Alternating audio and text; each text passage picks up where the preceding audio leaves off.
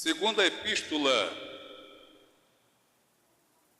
de São Pedro, capítulo 3, versículo de número 18.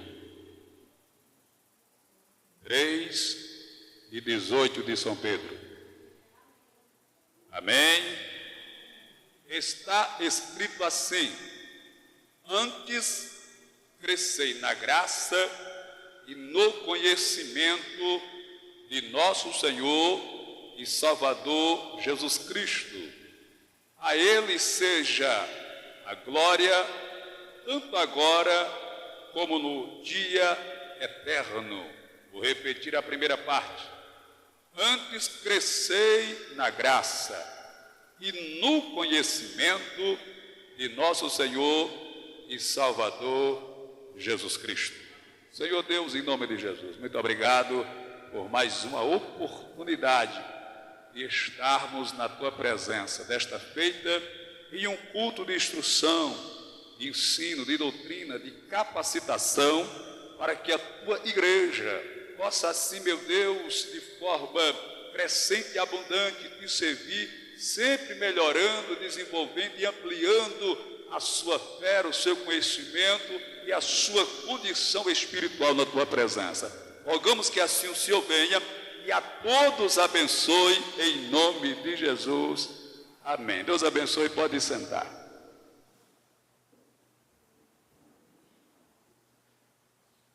Eu quero começar essa minha reflexão contando a história, claro, de forma parcial e supérflua, dizendo que a minha mãe, ela sempre foi uma pessoa muito guerreira, muito batalhadora, pessoa semi-analfabeta. Meu pai era um trabalhador rural, cortador de cana, limpador de cana, e a gente morava numa fazenda chamada Estiva, lá para o lado de Maribondo, uma fazenda do seu Paulo Fidelis. E por algum problema, a gente precisou sair daquela fazenda. Eu acho que eu tinha uns 7, 8 anos, fomos morar em Capela, em aluguel. Depois tivemos que ficar na casa da minha avó, porque não tínhamos condições de pagar aluguel. Mas a minha mãe sempre foi uma pessoa esperta. E eu lembro que houve uma época que ela comprou pão francês, tomate, cebola, coentro, cebolinha, pimentão, e fazia uma espécie como se refogasse aquilo ali. Partia o pão em várias rodelas, fazia acho que 5, 6 rodelas de pão, e levava para o parque, quando tinha parque na cidade, se tinha comício, ela estava lá e começava a vender aquelas rodelinhas de pão, e a gente chamava aquilo de cachorro-quente. E só via ela, às vezes eu ia com ela, com o carro de mão, levar a banquinha, e ela foi vendendo, economizando. Depois ela chegava na feira, no final da feira, quando ficava aquelas laranjas, manga, banana, abacaxi, melancia, ela chegava e pechinchava, comprava aquele restante e levava para casa. Às vezes dava 5, 6, 7, 8, 10 viagens, era como daqui lá para a Praça Multievento ou mais. Eu ia buscar no carro de mão, meu irmão fugia só para mim, e ela passava a semana vendendo. Depois ela começou a fazer aquele forró com guerreiro, e vendia cerveja, vendia misturada, pastel, big. Eu só sei que nessa história ela comprou 2 terrenos e construiu 3 casas lá em Capela. E nós, como éramos meninos, a gente não tinha noção. Eu mesmo, eu confesso, às vezes eu pegava lanche escondido, pegava big, saía por ali e tal. Eu lembro que com 10 anos de idade a ficha caiu. E eu disse: rapaz, eu estou dando muita dor de cabeça à minha mãe, muita preocupação, eu estou errado. Com 10 anos de idade, mais ou menos, eu decidi colocar a cabeça no lugar e disse: se eu não ajudar, que atrapalhar, também não vou. Hoje eu estou com 51 anos de idade. Hoje eu penso que se nós, os filhos da minha mãe, claro, fôssemos mais dedicados, mais mente aberta, mais inteligente, e tivéssemos dado apoio, ela com certeza seria uma grande empresária lá na cidade de Capela. Porque, por exemplo, ela tinha 2 terrenos, e um terreno ela podia construir e fazer um mercadinho, e começava aos poucos, mas só que eram 8 filhos dentro de casa, 7, 8, 6. As mais velhas já trabalhavam em Maceió em casa de família. E era aquele monte de gente para dar comida, para comprar farinha, arroz e manter. Mas se nós tivéssemos esse pensamento, se nós tivéssemos dado apoio, soubéssemos investir, com certeza ela teria feito, quem sabe, um grande comércio lá na cidade de Capela. Mas por que eu trago isso para a gente? Preste atenção no que eu vou falar. Quando o embrião ainda está no ventre da mãe, ele começa a formar o seu cérebro com 3 meses de idade, digamos assim. Com 6 meses, o cérebro dele está formado, não está completo, mas já está formado. Quando ele nasce, quando a criança nasce, o seu corpo físico, para desenvolver, ele demora 21 anos. Aos 21 anos de idade, é que o nosso corpo está completamente desenvolvido. Mas o cérebro ainda continua em expansão. Só quando a gente completa 25 anos de idade, é que o cérebro está totalmente completo. Com 25 anos de idade. Só que para atingir a maturidade, a pessoa ser uma pessoa madura, experiente, ela tem que chegar no mínimo a 35 anos de idade, segundo a psicologia. A gente só amadurece em um nível satisfatório quando chegamos a 35 anos de idade. Tem uns que às vezes amadurecem antes, a gente percebe que tem gente com 20, 25, 30 anos, 28, 22, já tem uma maturidade que você olha assim, diz, puxa vida, que maturidade, que equilíbrio, que comportamento.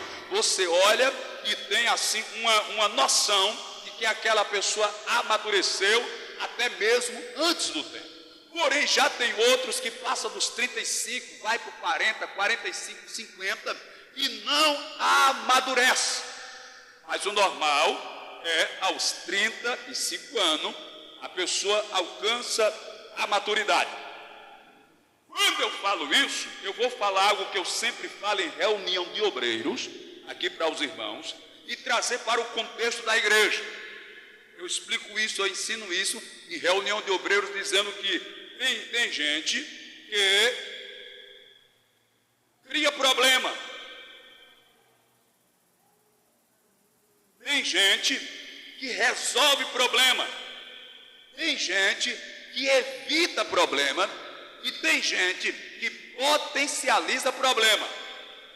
Vou falar novamente para você entender. Tem gente que cria problema. Pessoas que criam problema têm uma facilidade de criar problemas, dificuldades, lutas, intrigas, contendas, divisões. Então tem pessoas que criam problemas. Tem outros que conseguem resolver problemas. Ele tem uma habilidade para resolver o problema. Já tem outros que conseguem evitar o problema. E eu penso que essa é a sabedoria maior. É quando você consegue evitar os problemas. Porque criar é uma coisa que é totalmente abominável. Resolver é algo bom. Agora evitar é melhor. Você saber evitar os problemas. Evitar a briga, a confusão, a intriga, a luta, o descontentamento, a tristeza. Esta é uma sabedoria celestial, porque tem a sabedoria humana, a sabedoria diabólica e a sabedoria do céu. O doutor Tiago ensina isso. Então tem aqueles que criam, tem aqueles que resolvem o problema e tem aquele que evita o problema. Mas também tem aquele que ele potencializa o problema. Às vezes o problema é pequeno, é um problema fácil de resolver, é um problema simples. Mas às vezes a gente alimenta tanto esse problema e tudo aquilo que é alimentado, ele cresce, ele fica forte, ele fica grande. Veja, lá no Apocalipse, quando Jesus revela para João as revelações do fim, ele diz que o dragão, é a antiga serpente. Só que uma serpente é diferente de um dragão. Uma serpente é uma cobra, é uma víbora. Um dragão já é algo monstruoso, algo colossal e espantoso. Mas ele diz que o dragão é a antiga serpente. De serpente, ele virou em um dragão. Por quê? Porque foi alimentado. Quando a Bíblia diz assim para a serpente: comerás do pó da terra. Isso não quer dizer que a cobra vai comer barro.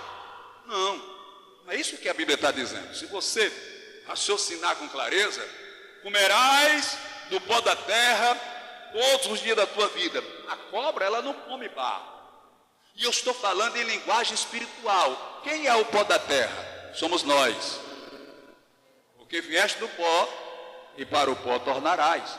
Então ela se alimenta de nós, não assim nos tragando, nos devorando, mas das nossas atitudes, do que nós praticamos, dos que nós fazemos. Isso acaba alimentando a serpente. E se nós não tivermos cuidado, nós iremos alimentá-la tanto que ela vai passar de serpente a dragão. Por quê? Porque ela foi se alimentado com o pó da terra, que no caso seria as nossas atitudes.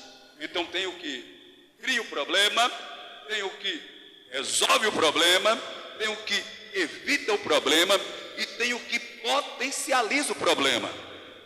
Por exemplo, eu ensino isso em reunião de obreiros. Se alguém tem a capacidade de fazer uma tempestade em um copo d'água, que é o que eu estou falando aqui, potencializar o problema, um problema simples ou fácil de resolver, você pode criar naquele problema algo tão espantoso que pode prejudicar muita gente. Então você não pode pegar um copo d'água e transformá-lo numa tempestade. Na verdade, se alguém tem a capacidade de transformar um copo d'água numa tempestade, você precisa ter a capacidade de transformar uma tempestade em um copo d'água. E eu digo isso porque quando eu era pastor, por exemplo, lá em União, teve uma cena interessante.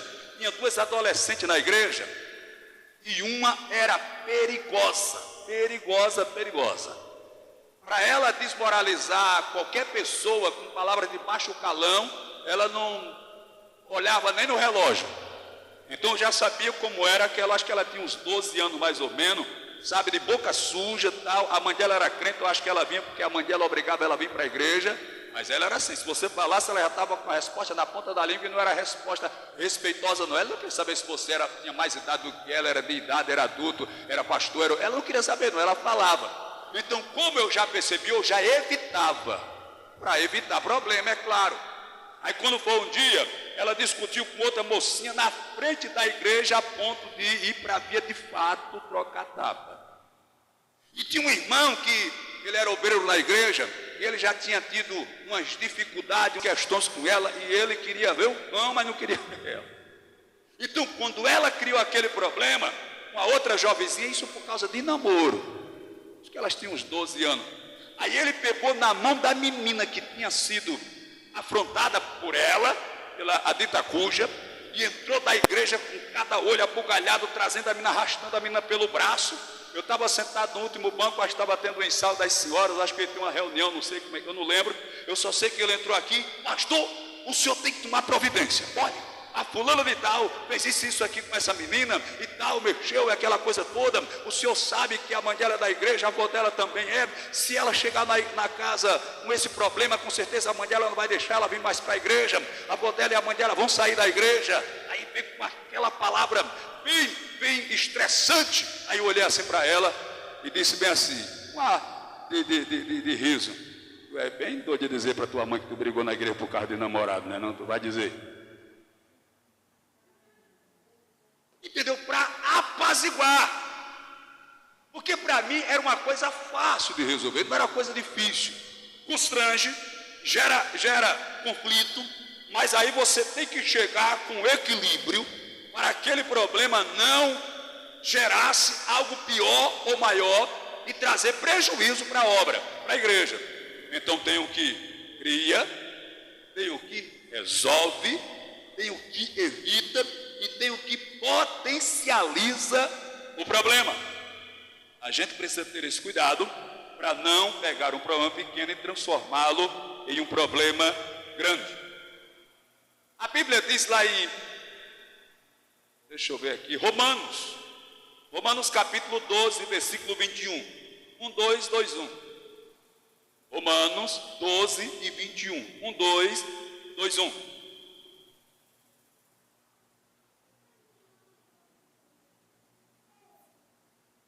Acho que eu troquei aqui a referência. Deixa eu achar aqui. Acho que eu troquei aqui o número do versículo. Mas é uma parte que diz assim: não te deixes vencer do mal, mas vença o mal com o bem. Pastor Marcel está lembrando aqui, eu não achei referência, eu acho que eu confundi aqui. É 12, 21? Pronto, 12, 21, deixa eu achar, acho que eu estou... 12, 21, é exato, aqui, 12, 21. Não te deixes vencer do mal, mas vença o mal com o bem. O que é que a Bíblia está me ensinando aqui? Que eu nunca devo pagar os outros com a mesma moeda. Você nunca deve pagar alguém com a mesma moeda. Se alguém lhe trata mal, não trate ele mal, porque você está querendo vencer o mal com o mal. E quando eu quero vencer o mal com o mal, eu só estou fortalecendo o mal. Eu só estou alimentando o mal ficará maior e mais forte. Então não se deixe vencer do mal, não deixe o mal lhe vencer, mas vença o mal com o bem, porque você é de Cristo, você é do Senhor, você é de Deus, você tem um Espírito de Deus, e assim nos ensina a palavra do Senhor. E a Bíblia nos ensina muito mais. Deixa eu ver aqui, eu anotei aqui algumas coisas para a gente meditar. Por exemplo, a Bíblia diz que a ira do homem não opera a justiça de Deus.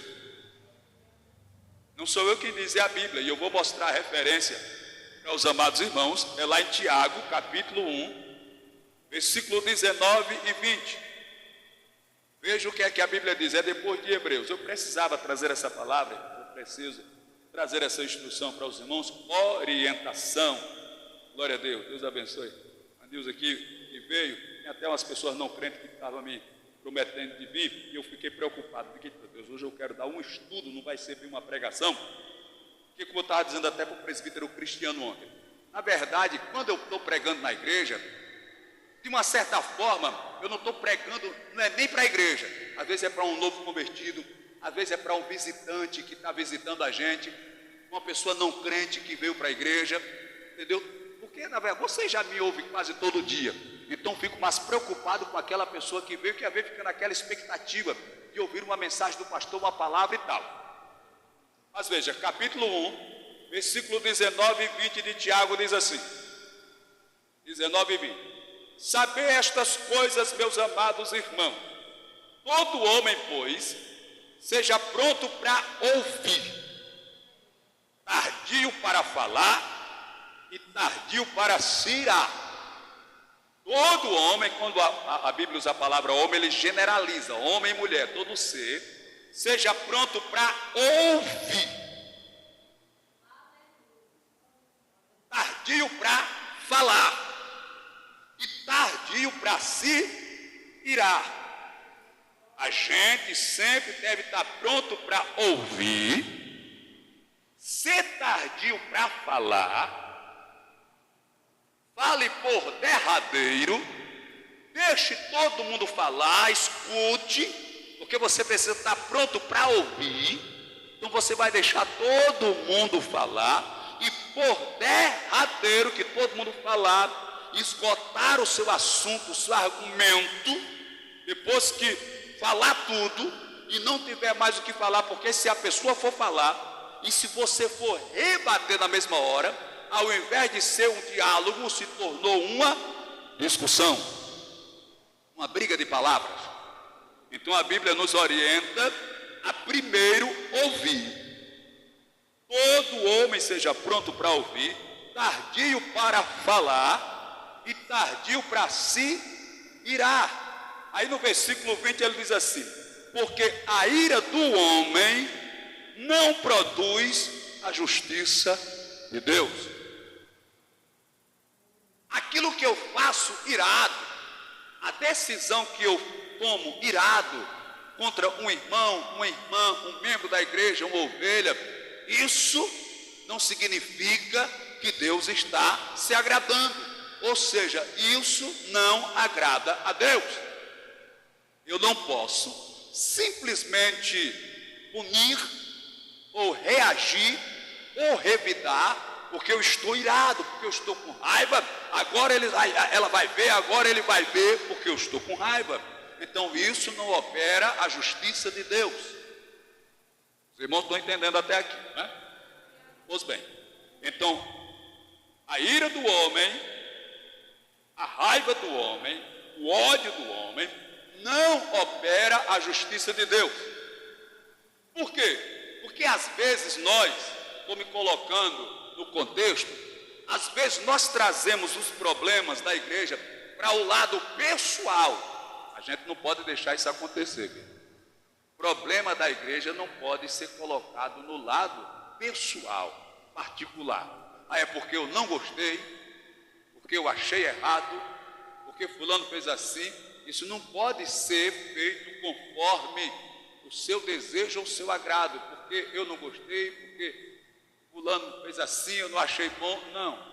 E as coisas do eterno, do Criador, não pode ser trazido para o lado pessoal. Eu não posso chegar aqui e dizer, eu vou tomar essa providência com o irmão, com a irmã, porque eu não gostei. Isso está muito equivocado, filho. Por quê? Porque eu não sou o dono da igreja. Eu não sou o Deus da igreja. Não sou eu quem corri na cruz ou deu sangue para ter esse comportamento. Eu não posso levar para o lado pessoal. Eu tenho que tratar dentro da palavra do Senhor. Bora ver o que é que a palavra diz, meu irmão? Bora ver o que é que a Bíblia nos fala, o que é que ela nos revela, porque não vai ser a minha e nem a sua vontade, vai ser a vontade de Deus através da palavra. Glória a Deus. Então temos que ter esse cuidado. Veja o que é que diz Gálatas 6:1. Carta que o apóstolo Paulo escreve aos Gálatas, capítulo 6, versículo 1. Acho que é depois de Éfeso, antes de Éfeso, ou de Efésios. Capítulo 6, versículo 1 diz assim: irmãos, se alguém for surpreendido de alguma falta, vós que sois espirituais, corrigi com espírito de mansidão. Guarda-te para que não sejais também tentado. O que é que a Bíblia está me ensinando aqui?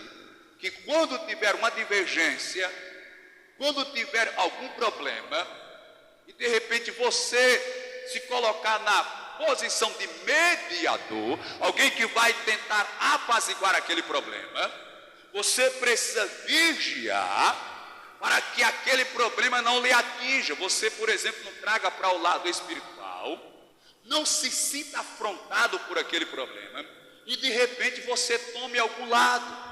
Por exemplo, eu como pastor, eu não posso escolher um lado dentro da igreja. Eu lembro que quando eu estava pastoreando em União, teve um problema lá e eu fiz uma reunião de serviço com alguns auxiliares, porteiros e diáconos. E no meio da reunião alguém falou de alguns problemas que tinha havido na igreja.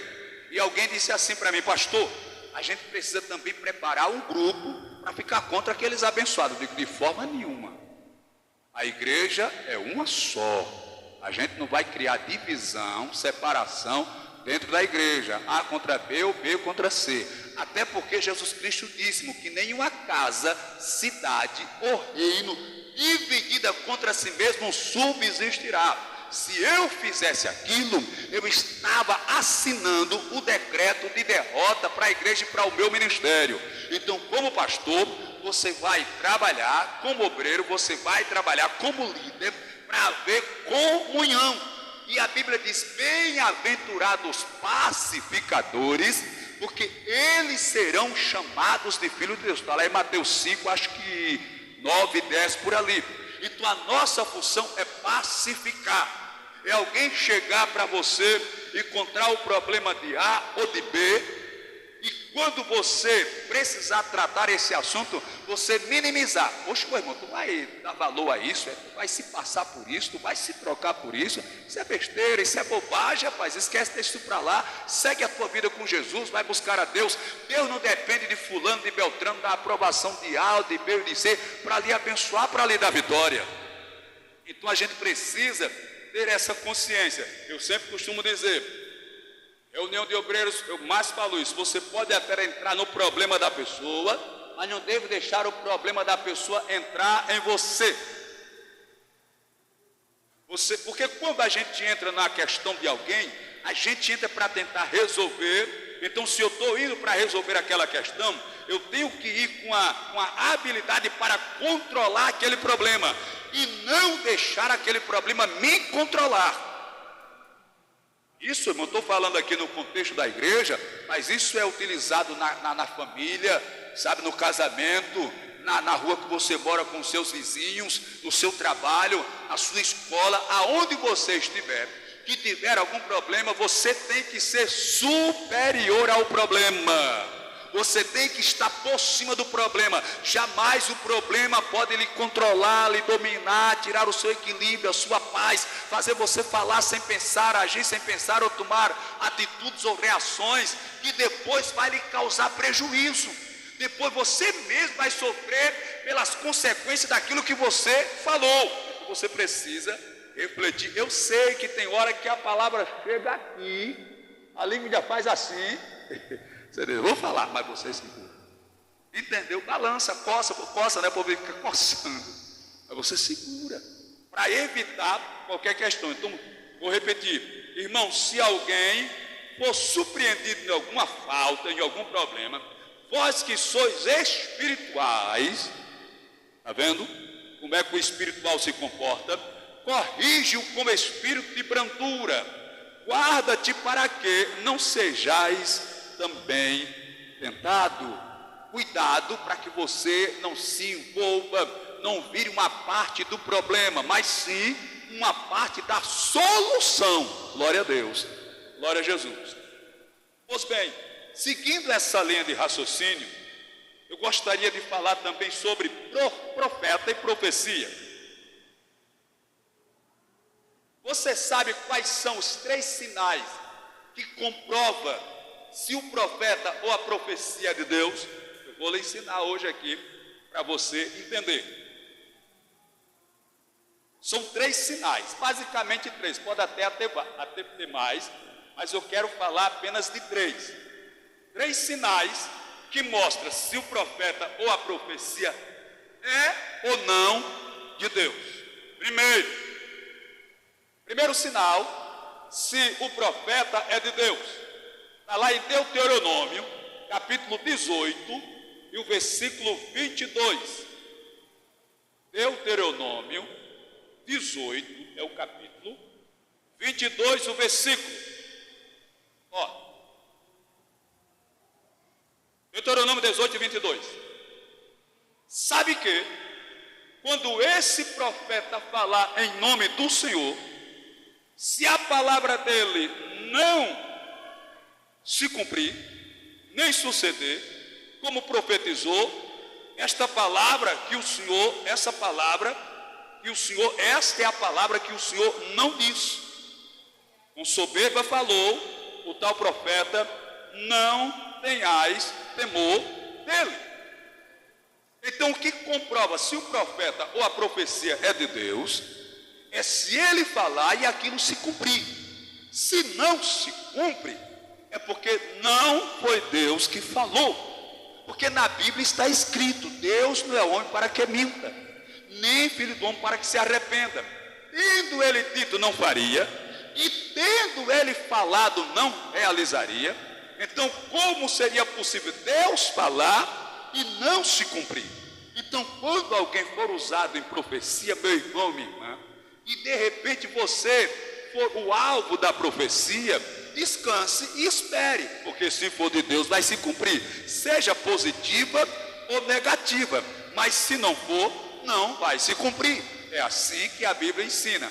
Então, o primeiro sinal de que o profeta é de Deus é se o que ele falou se cumpriu. O segundo sinal, para você saber se o profeta é de Deus ou não, está em Hebreus 13 e 17.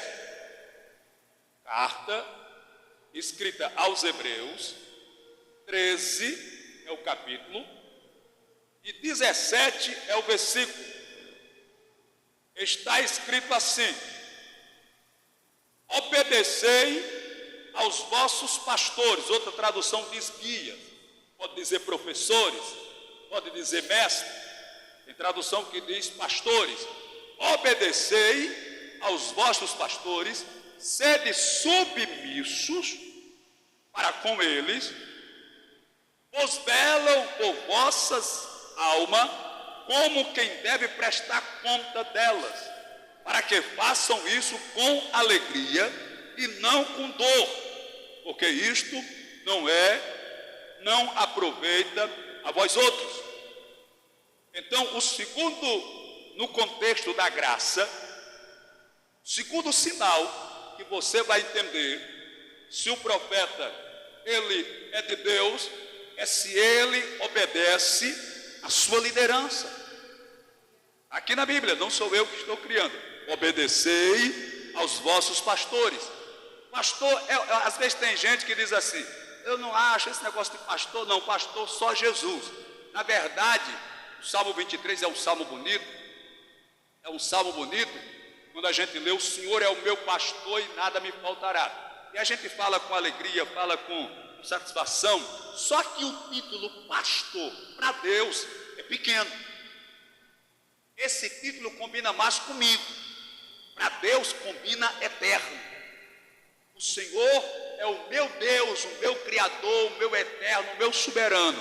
Por quê? Porque pastor é alguém que vai cuidar de ovelhas, literalmente falando, que vai estar no aprisco, lugar cheio de excremento, de cocô de ovelha, um lugar fedido, um lugar mal cheiroso, um lugar inapto e inapropriado até para nós. Então esse título, ele não é adequado para Deus. Só que ele toma esse título para ele quando o exemplo é: me guia às águas tranquilas, refrigera a minha alma, guia-me pela verdadeira justiça, por amor do seu nome ele cuida de mim. Nesse sentido funciona.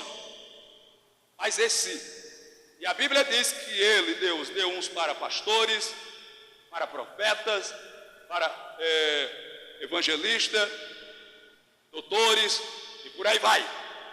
Então este é uma função que Deus tem dado ao seu servo, aquele que ele levantou, e Jesus Cristo disse que haveria um pastor e um rebanho, iria cuidar da igreja. Veja que, na verdade, Jesus Cristo, ele não chama o pastor de pastor, ele chama o pastor de anjo. Alguém já leu isso na Bíblia? Lá no Apocalipse, as 7 igrejas da Ásia, quando Jesus revela para João, ele diz assim: ao anjo da igreja que está em Filadélfia, ao anjo da igreja que está em Sardes, ao anjo da igreja que está em Laodiceia. É assim que Jesus se dirige aos pastores. Eu até quero abrir um parênteses aqui, e obviamente que às vezes vem cantor, vem fulano, vem beltrano, e manda a igreja se levantar, manda a igreja se sentar, manda a igreja falar isso, falar aquilo. E eu já disse para alguém que isso não é uma regra, não é uma doutrina. A gente não pode obrigar a igreja a se levantar, nem obrigar a sentar. Não pode proibir ela de ficar sentada, nem obrigar ela a ficar em pé. Obviamente, sendo um pastor da igreja que passou essa determinação, como você é conhecedor da Bíblia, e a Bíblia diz: obedecer aos vossos pastores, porque se você não obedecer nas coisas mínimas, então nas coisas grandes vai ficar complicado. E se você for fiel no pouco, sobre o muito ele vai te colocar. Então, o primeiro sinal que o profeta é de Deus é quando ele fala e se cumpre. O segundo é que ele obedece à sua liderança.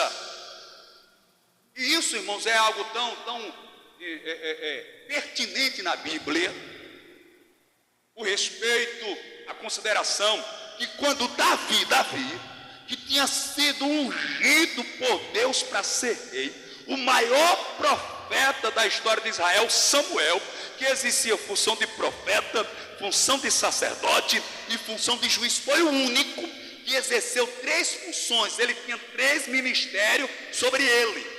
Ele era juiz, ele era sacerdote e ele era profeta. Ele foi na casa de Jessé e ungiu Davi como rei. Davi não sabia nem o que estava acontecendo. A história paralela à Bíblia, dita, escrita por Flávio Joséfo, diz que ele foi lá no ouvido de Davi e disse assim: você está sendo ungido para ser o próximo rei de Israel. Ele não sabia o que estava acontecendo, foi necessário Samuel falar. Mas mesmo sendo ungido pelo maior profeta da Bíblia, o homem mais respeitado, mais temido, o homem mais considerado, o homem de mais status que tinha Israel na época de Davi era Samuel. A Bíblia diz que Saul estava endemoniado. Você já leu isso na Bíblia? O espírito maligno atormentava Saul. E era necessário Davi tocar a harpa para ele se aliviar, o demônio sair. A Bíblia diz que por várias vezes Saul tentou matar Davi. E uma vez que Davi estava tocando para Saul ficar calmo, irmão, a Bíblia diz lá na Bíblia que Saul pegou a lança e jogou para cravar Davi e matar. Ele se esquivou e fugiu. E Saul vivia atrás de Saul, pega aqui, pega acolá. Por 2 vezes, você deve ter lido isso na Bíblia. Uma vez Saul entrou na caverna de Adulão para aliviar o ventre, Saul cortou um pedaço do seu manto.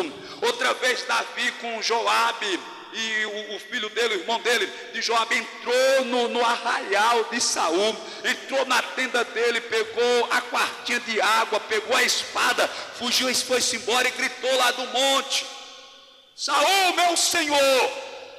Saul se levantou e disse: és tu, Davi, meu filho? É, sou eu. Eu entrei aí na tua tenda, peguei a tua quartinha d'água, peguei o teu cântaro d'água, peguei a tua espada. Eu podia ter te matado e não te matei. E a Bíblia diz que o Joabe, ou foi o irmão dele, disse: rei, deixa eu matar, já que o senhor não quer matar, Deus está entregando ele na tua mão para matar. Já que o senhor não quer matar, deixa eu matar, porque a culpa está sobre mim. Tanto na caverna como nesse momento, sabe o que foi que Davi disse? Deus me livre tocar no ungido do Senhor. Você sabe quem foi o maior rei de Israel? Afora Jesus, é claro, não tem comparação. É Davi. Mas Davi tinha esse comportamento. E por isso, Deus o honrou e Deus o exaltou. Então, esse é o sinal. Primeiro, se cumpriu a profecia, foi Deus. Segundo, obedece à liderança, é de Deus. Terceiro, essa aqui é forte. Esse é um sinal que prova que ele não é. Se for violento para defender ou para a sua própria defesa. Quer ver? 1 Reis 22, 24. Primeiro livro dos Reis, capítulo 22. Tenham paciência. Eu já um culto de ensino. Gosto mais daqueles cultos, mas eu sou pentecostal também. 22 e 24. Primeiro livro dos Reis, 22 e 24. Então Zedequias, filho de Kenaanã, chegou, deu uma bofetada em Micaías e disse: por onde saiu de mim o Espírito do Senhor para falar por ti? Você conhece a história aqui, é quando o Acabe queria ir para a guerra e Josafá estava aliado com ele, e ele mandou trazer os profetas, veio 400 profetas, e todos profetizaram que ele ia vencer na batalha. Mas a Bíblia diz que um espírito mau da parte do Senhor saiu e se tornou um espírito de mentira na boca dos 400 profetas. Quando Micaías chegou, disse: tu vai morrer, Acabe, na batalha, tu vai perder a peleja e vai morrer. Esse profeta Zedequias, deixa eu ver aqui, 24. Zedequias disse assim: por onde passou o Espírito de Deus por mim para falar por ele? Aí deu um soco. Deu um soco em Micaías. Deu um bufete. Então isso aqui comprova exatamente o que a Bíblia diz, que ele não estava com o Espírito de Deus. Ele estava exatamente com o espírito maligno. Então a comprovação é exatamente quando a pessoa precisa usar de agressividade ou de violência para se autodefender ou defender o seu status de profeta. Porque quem é chamado por Deus, quem foi levantado por Deus, a quem Deus deu o dom, a chamada, não precisam, porque se foi Deus que deu, ele mesmo defende. Lembra que Saul vivia num pé e no outro querendo pegar Davi, como eu já falei? Quando Absalão, filho de Davi, quis tomar o trono dele, a Bíblia diz que Davi não se levantou para guerrear contra o seu filho, mas fugiu. Foi-se embora, se retirou, deixou a cidade, deixou o trono, deixou o palácio, deixou 20 concubinas, deixou tudo. O Absalão veio e tomou. Aí depois o exército de Absalão com o exército foram para a guerra.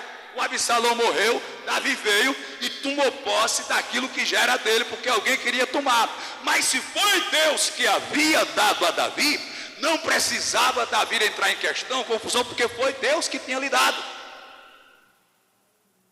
Então, se você ver um profeta agindo com agressividade, com violência, querendo defender que é profeta porque é, então isso é um sinal que aquele profeta não foi chamado por Deus. Porque se foi Deus que chamou, vai falar, vai se cumprir, vai obedecer a sua liderança e não vai ser agressivo, vai ser suave, vai ser sensível, vai ser delicado e obediente. A gente precisa, claro, ter muito cuidado. Tem alguns exemplos aqui, eu não vou falar porque as horas já se avançam. Agora eu quero falar sobre oração. É porque eu conversei com alguns jovens domingo depois do culto, e eles me expuseram uma situação e eu expliquei para eles, mostrei para eles como era que se passava. Os irmãos estão cientes que alguns jovens iam aqui para a secretaria para orar, e eles disseram: pastor, tem alguns irmãos se incomodando, estão se incomodando. Não é adequado o que os irmãos estão fazendo, porque tudo que a gente faz na igreja, o objetivo é que haja paz, alegria, união.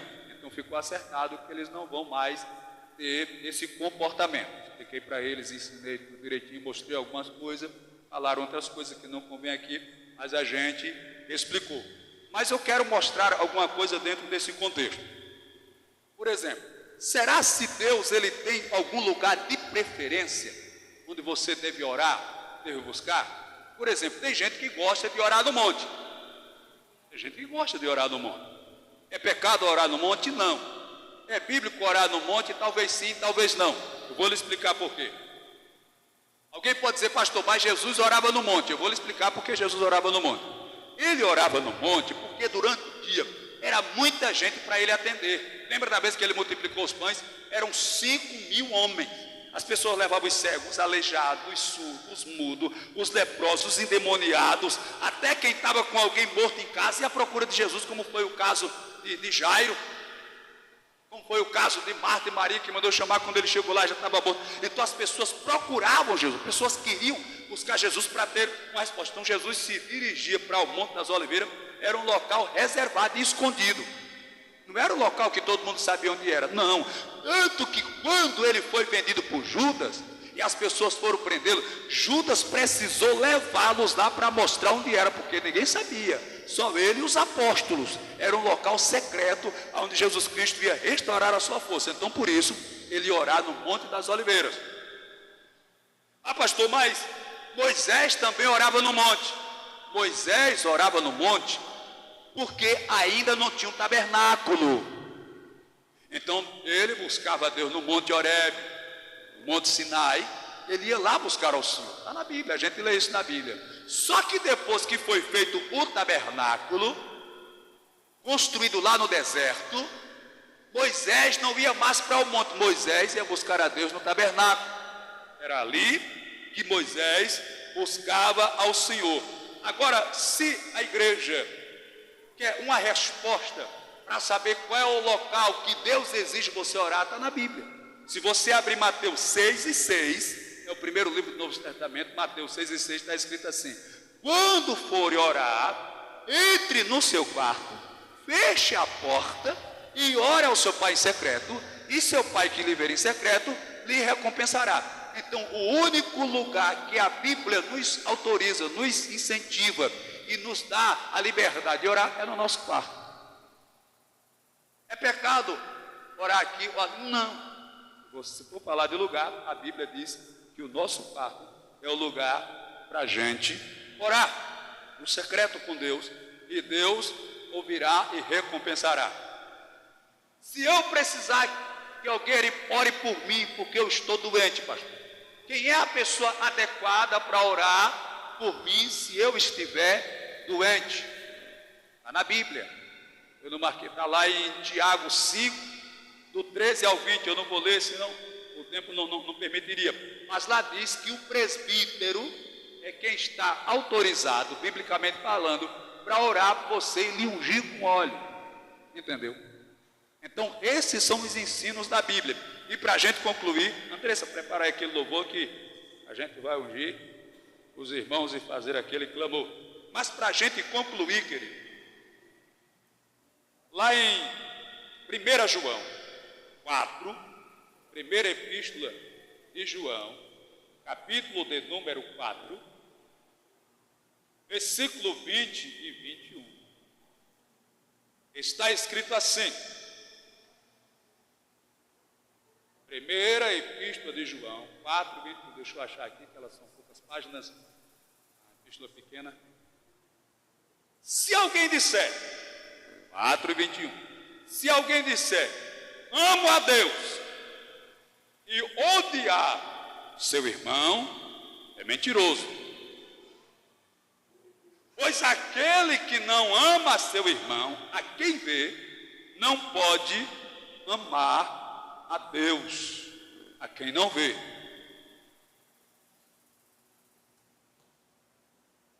Veja o que é que a Bíblia está nos ensinando. Se alguém disser, eu amo a Deus, e odiar a seu irmão, então se por acaso minha irmã, meu irmão, minha moça, meu rapaz, minha criança, se por acaso você disser que ama a Deus, mas sentir esse sentimento, é um sinal de que talvez o amor que nós dizemos ter para com Deus não seja verdadeiro.